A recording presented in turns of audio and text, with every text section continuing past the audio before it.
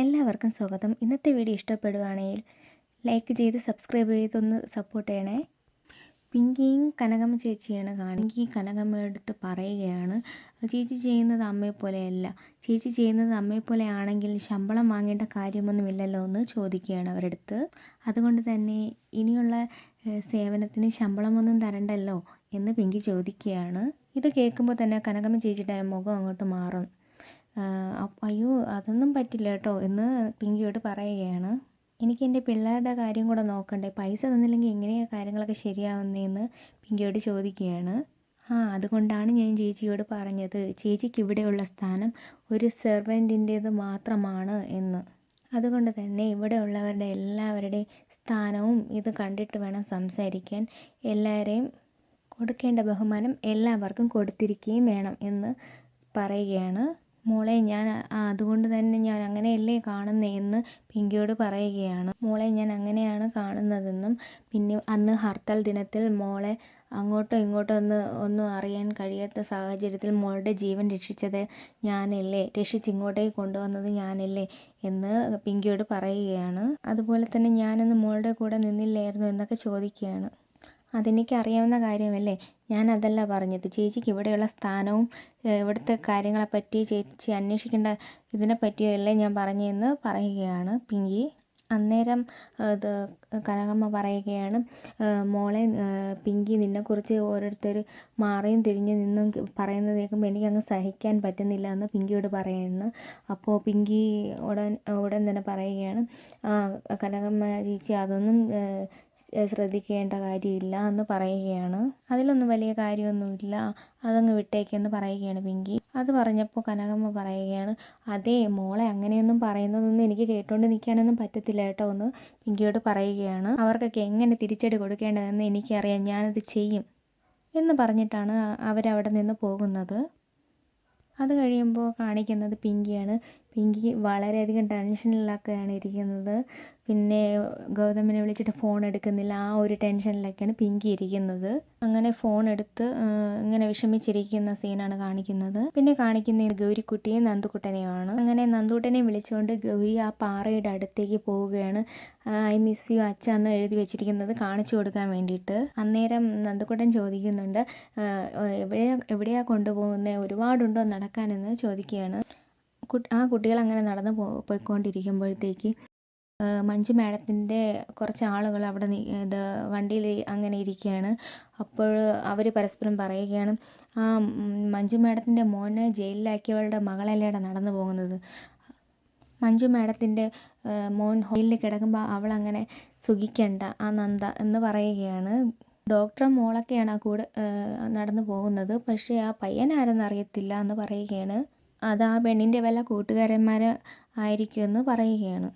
നീ എന്താ ഉദ്ദേശിക്കുന്നതെന്ന് അടുത്തിരുന്ന ഒരുത്തൻ പറയുകയാണ്. അപ്പോൾ അവൻ പറയണം, നമുക്ക് ഈ കുട്ടിയെ പിടിച്ചുകൊണ്ട് ദൂരെ എവിടെയെങ്കിലും കൊണ്ടുപോയി വിടാം, അവൾ ഈ കുട്ടിയെ അന്വേഷിച്ച് അങ്ങ് അലയട്ടെ എന്ന് അവന്മാരോട് പറയുകയാണ്. അപ്പോൾ കൂടെ ഉണ്ടായിരുന്നവൻ പറയാണ്, അത് നല്ല ഐഡിയ എന്ന് പറഞ്ഞിട്ട് ആ കുട്ടികളുടെ അടുത്തേക്ക് വണ്ടി നിർത്തുകയാണ്. അപ്പോൾ വണ്ടിയിൽ നിന്ന് ഇറങ്ങി വന്നിട്ട് അവന്മാർ ചോദിക്കുകയാണ്, നിങ്ങൾക്കിത് സ്കൂളിലൊന്നും പോകേണ്ടേ എന്ന് ചോദിക്കണം. അപ്പോൾ അവിടെ പറയണം, പോകണം, ഡോക്ടർ ആൻറ്റി വന്നിട്ട് പോകുമെന്ന് പറയുകയാണ്. അങ്ങനെ പറഞ്ഞുകൊണ്ടിരിക്കുമ്പോഴത്തേക്ക് ഗൗരിമോൾ പറയുകയാണ്, ഒന്നും പറയണമെന്നുണ്ട്, ഈ സ്ട്രേഞ്ചേഴ്സിൻ്റെ അടുത്തൊന്നും ഒന്നും പറയുകയും ഒന്നും വാങ്ങി കഴിക്കുകയൊന്നും ചെയ്യരുതെന്ന് അമ്മ പറഞ്ഞിട്ടുള്ളതെന്ന് പറയുമ്പോഴത്തേക്കും അവന്മാർ പറയണം, ഡോക്ടർ അങ്ങനെയൊക്കെയാണോ പറഞ്ഞു തന്നേ എന്ന് ചോദിക്കുകയാണ്. അപ്പോൾ വീണ്ടും അതിലൊരുത്തൻ പറയണം, എന്തായാലും സ്കൂളിലേക്ക് പോകണമെന്നല്ലേ പറഞ്ഞേ, എന്തായാലും വണ്ടിയിലേക്ക് കയറ് എന്ന് പറയുകയാണ് കുട്ടികളോട്. അപ്പോൾ ഗൗരിമോൾ പറയും, അതിൻ്റെ ഒന്നും ആവശ്യമില്ല എന്ന് പറഞ്ഞു, നീയാണോ തീരുമാനിക്കുന്നത് എന്ന് ചോദിച്ചുകൊണ്ട് അവന്മാർ ബലത്തിൽ പിടിച്ചുകൊണ്ട് പോവുകയാണ് ഗൗരിയെ. അന്നേരം നന്ദു അയാളുടെ കാലിൽ പിടിച്ചിട്ട് ഗൗരിയെ കൊണ്ടുപോകലെന്ന് പറയുക. ഈ സമയം അങ്ങോട്ടേക്ക് ഗൗതം എത്തുകയാണ്. ഈ ഗൗതമിൻ്റെ കാർ കൊണ്ട് നിർത്തുന്നതും അവന്മാർക്ക് ഒരു പേടിയോടെ ഇങ്ങനെ നോക്കി നിൽക്കുകയാണ്. ആരെന്നൊന്നും അറിയില്ലല്ലോ എന്ന് കരുതി നോക്കുകയാണ്. ഗൗതം ഇങ്ങനെ വണ്ടിയിൽ നിന്നും പുറത്തേക്ക് ഇറങ്ങുന്നതും നന്ദുട്ടൻ പറയുകയാണ്, ഹായ് പപ്പ എന്ന് പറയുകയാണ്. ഒരു മുള പിടിച്ചുകൊണ്ട് പോകാൻ വേണ്ടി നിന്ന് അവളെ താഴേക്ക് നിർത്തും. അപ്പോൾ ഗൗതം അടുത്തേക്ക് വന്നിട്ട് നന്ദുവിനോട് ചോദിക്കുകയാണ്, ഇതൊക്കെ ആരാ എന്ന് ചോദിക്കുകയാണ്. അപ്പോൾ നന്ദുട്ടൻ പറയണം, ആരാന്ന് അറിയില്ല പപ്പ, ഇവർ ഗൗരിയെ പിടിച്ചുകൊണ്ട് പോകാൻ വേണ്ടി വന്നതാണെന്ന് പറയുന്നു. അപ്പോൾ നീയൊക്കെ ആരാടാ എന്ന് ഗൗതം ചോദിക്കുകയാണ്.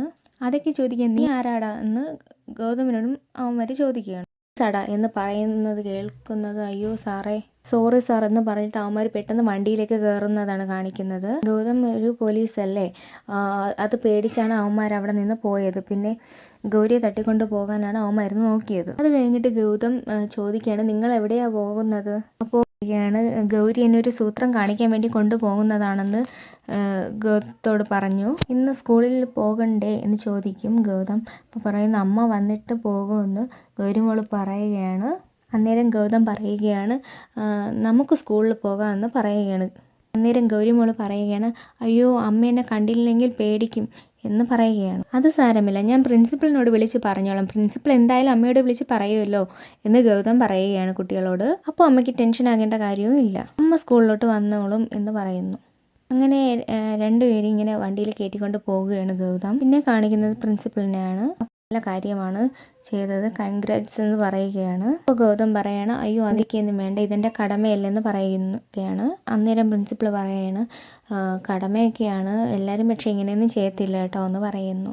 അന്നേരം ഗൗതം പറയുകയാണ് എനിക്കെൻ്റെ മകൻ്റെ ആവശ്യം കഴിഞ്ഞേ വേറെ എന്തോ ഉള്ളൂ എന്ന്. അന്നേരം പ്രിൻസിപ്പൾ നന്ദുമോനോട് പറയുകയാണ് മോൻ കേട്ടോ അച്ഛൻ പറയുന്നതെന്ന് ചോദിക്കുന്നുണ്ട്. ഇതിൽ പരം വേറൊരു ഭാഗ്യവും മോന് വരാനില്ലെന്ന് പറയുകയാണ്. ഇത്രയും സ്നേഹമുള്ള ഒരു പപ്പയെ കിട്ടിയില്ലേ മോന്. അന്നേരം ഇത് കേട്ടുകൊണ്ടിരിക്കുമ്പോൾ നിൽക്കുന്ന ഗൗരിയുടെ മുഖം അങ്ങ് വല്ലാണ്ടാകുകയാണ്. അന്നേരം പ്രിൻസിപ്പൾ പറയുകയാണ് നിങ്ങൾ രണ്ടുപേരും പോയി കളിച്ചോളൂ എന്ന് പറയുകയാണ്. കുട്ടികൾ അങ്ങോട്ട് പോയി കഴിയുമ്പോഴത്തേക്ക് ഗൗതം പറയുകയാണ് അവർ രണ്ടുപേരും നല്ല കൂട്ടാണെന്ന് പ്രിൻസിപ്പലിനോട്.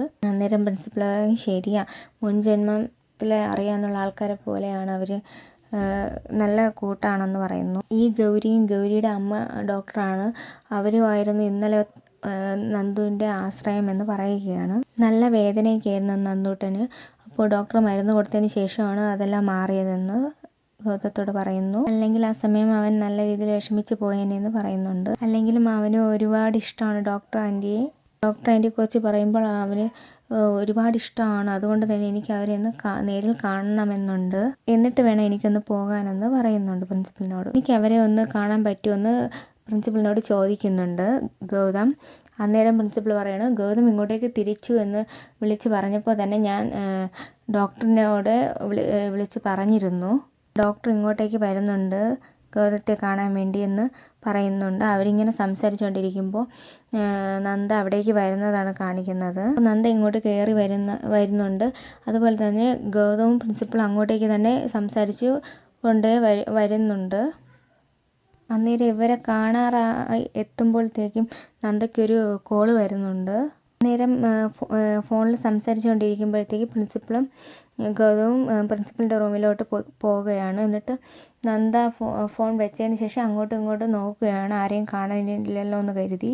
അതിനുശേഷം നന്ദ കുട്ടികളെ അന്വേഷിച്ച് ഇപ്പുറത്തോട്ട് വരുന്നു. അപ്പോൾ നന്ദ ചോദിക്കണം അയ്യോ നിങ്ങളിവിടെ നിൽപ്പുണ്ടോ, നിങ്ങളോട് ഞാൻ പറഞ്ഞിട്ടില്ലേ തനിയെ പുറത്തേക്കൊന്നും പോകരുതെന്ന്, ഒറ്റയ്ക്ക് പോയത് കൊണ്ടല്ലേ അങ്ങനത്തെ അനിഷ്ടങ്ങളൊക്കെ വന്നതെന്ന് ഗൗരിമോളോട് ചോദിക്കുന്നുണ്ട്. അപ്പോൾ ഗൗരിമോൾ പറയണം അയ്യോ അമ്മേ ഞങ്ങളെ രക്ഷിച്ചത് നന്ദൂട്ടൻ്റെ അച്ഛനാണെന്ന് പറയുന്നുണ്ട്. അപ്പോൾ നന്ദ പറയണ് ആഹാ അങ്ങനെയാണോ, എന്നിട്ട് അച്ഛൻ എവിടെയാ എന്ന് ചോദിക്കുന്നുണ്ട്. അപ്പം നന്ദൂട്ടൻ പറയുകയാണ് പപ്പ ഇവിടെയുണ്ട്, ഞാൻ പപ്പയെ കാണിച്ചു തരാമെന്ന് പറയുന്നുണ്ട്. അന്നേരം നന്ദൂട്ടനും ഗൗരിയും നന്ദയും കൂടെ വരുമ്പോഴത്തേക്ക് അവർ പ്രിൻസിപ്പളും ഗൗതവും സംസാരിച്ചുകൊണ്ടിരിക്കുന്ന സ്ഥലത്ത് കാണൂല.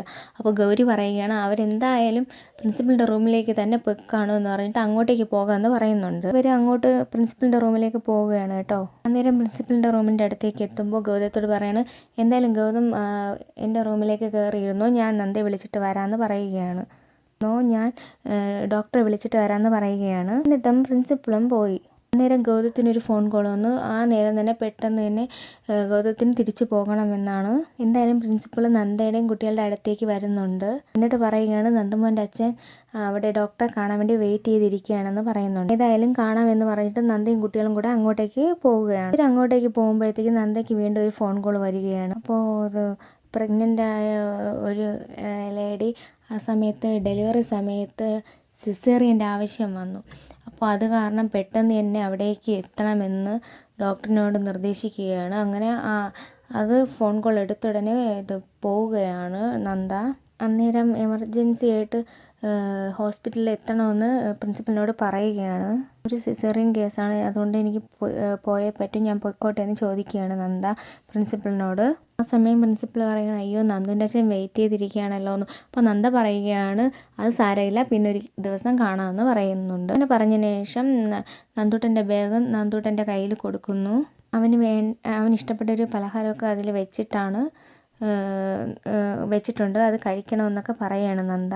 നന്ദ പോകുമ്പോഴത്തേക്ക് കുട്ടികളെയും വിളിച്ചുകൊണ്ട് ഗൗതത്തിൻ്റെ അടുത്തേക്ക് പ്രിൻസിപ്പൾ വരികയാണ്. അന്നേരം നന്ദുവിന് ഭയങ്കര സന്തോഷമാണ് കേട്ടോ പപ്പ വന്നതിൽ. അപ്പോൾ നന്ദു ഉടൻ തന്നെ ഹായ് പപ്പ എന്ന് പറയുകയാണ്. അപ്പോൾ ഗൗതം വന്ന സന്തോഷത്തിൽ നന്ദുട്ട ഓടുകയാണ്. അപ്പോൾ പറയാണ്, ഓടി നടക്കല്ലേ, പതിയെ വാ എന്ന് പറയുകയാണ്. എന്നിട്ട് ഗൗതത്തോട് പറയുകയാണ്, ഡോക്ടറിനെ എമർജൻസി ആയിട്ട് ഹോസ്പിറ്റലിലേക്ക് പോകണമായിരുന്നു, ഇനി എപ്പോഴെങ്കിലും പരിചയപ്പെടാമെന്ന് പറഞ്ഞിരുന്നു, നിങ്ങൾ പോയിക്കോ, ഞാൻ ഡോക്ടറോട് കാര്യങ്ങളൊക്കെ പറഞ്ഞോളാമെന്ന് ഗൗതത്തോട് പറയുകയാണ്. അങ്ങനെ നന്ദു ഗൗരിയെ കെട്ടിപ്പിടിച്ച് ഒരു ഉമ്മയൊക്കെ കൊടുത്തിട്ട് യാത്ര പറഞ്ഞിട്ടാണ് പോകുന്നത്. അവരുടെ ആ സ്നേഹം കാണുമ്പോൾ ഗൗതത്തിനും ഒരുപാട് സന്തോഷമാവുകയാണ് ചെയ്യുന്നത്. അവരങ്ങോട്ട് പോകുമ്പോഴത്തേക്ക് ഗൗരിക്ക് ഭയങ്കര വിഷമമാണ്. അത്രയും സ്നേഹമായിരുന്നല്ലോ അവർ പേരും തമ്മിൽ. പിന്നെ കാണിക്കുന്നതെന്ന് വെച്ചാൽ നമ്മുടെ വലിയമ്മയാണ്. വലിയമ്മയ്ക്കാണെങ്കിൽ നന്ദുട്ടനെ കാണാതുകൊണ്ട് വലിയ സന്തോഷം ഒന്നുമില്ല, എപ്പോഴും വിഷമിച്ചാണ് ഇരിക്കുന്നത്. ആകെ വിഷമത്തിലാണ് എല്ലാവരും. അന്നേരം പവിത്രയും പറയുന്നുണ്ട്, പിങ്കി ചേച്ചിക്കും വളരെയധികം വിഷമമാണ് എന്ന്, എന്തോ വിഷമമുണ്ട് എന്ന്, എപ്പോഴും എന്തെങ്കിലുമൊക്കെ ആലോചിച്ചുകൊണ്ടേ ഇരിക്കുന്നു. ഗൗതം ഇവിടെ നിന്ന് ട്രെയിനിങ്ങിന് പോയപ്പോൾ തൊട്ടേ അവളുടെ ഉത്സാഹമെല്ലാം തീർന്നു എന്ന് പറയുകയാണ്. അന്നേരം ലക്ഷ്മി പറയുകയാണ്, പിങ്കി മോള് എന്നും ഇങ്ങനെ നീറി കഴിയുന്നത് കാണുമ്പോൾ എനിക്ക് വിഷമമാണെന്ന്. ഇനി എന്നാന്തോ ഇവളുടെ ജീവിതത്തിലൊരു സന്തോഷകരമായ ഇത് വരുന്നതെന്ന് അവർ പറയുക. ഇതൊക്കെ കേട്ടും കൊണ്ട് അങ്ങോട്ടേക്ക് പിങ്കി വരികയാണ്.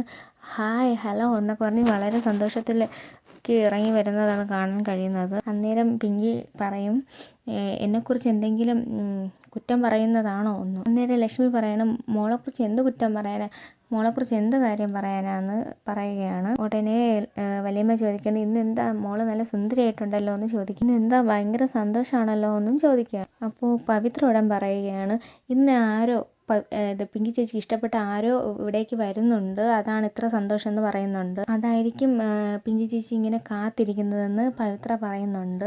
പിങ്കി പറയുന്നുണ്ട്, എനിക്ക് ഏറ്റവും ഇഷ്ടപ്പെട്ട 2 പേര് ഇങ്ങോട്ടേക്ക് വരുന്നുണ്ടെന്ന്.